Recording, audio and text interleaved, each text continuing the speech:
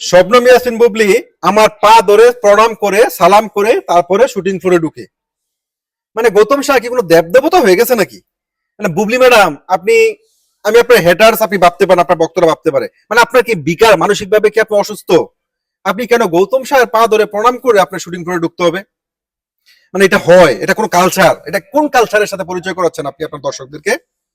গৌতম সাহার পায়ে ধরে প্রণাম করে বুবলিকে শুটিং ফ্লোরে ঢুকতে হয় এবং ব্যাকআপ হয়ে যাওয়ার পরে গৌতম সাহাকে বুবলি জিজ্ঞেস করে, দাদা আর কোন রিল বানাবেন? আর কোন রিল বানাবেন যে রিল থেকে গৌতম শাহ আর্ন করে লক্ষ লক্ষ ডলার? দাদা কাজ কি শেষ? আর কোনো শুট বাকি আছে? দাদা আর কিছু আছে? আমি কি যাবো?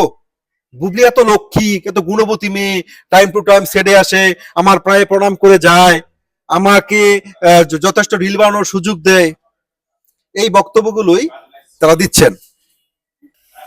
শবনম ইয়াসমিন বুবলিকে একদম আলোতে এনে এনে আদারে হারিয়ে দিবে এই গৌতম শাহরা।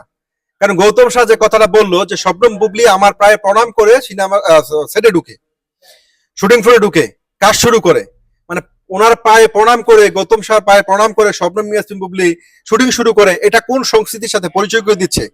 তাহলে ও বিশ্বাস এই কাজটা করতো না। ধন্যবাদ অপুদিকে, ধন্যবাদ যে তিনি গৌতম শাহর মতো এই লোককে প্রণাম করে নাকি শুটিং ফ্লোরে ঢুকতে হবে। আপনি চিন্তা করছেন?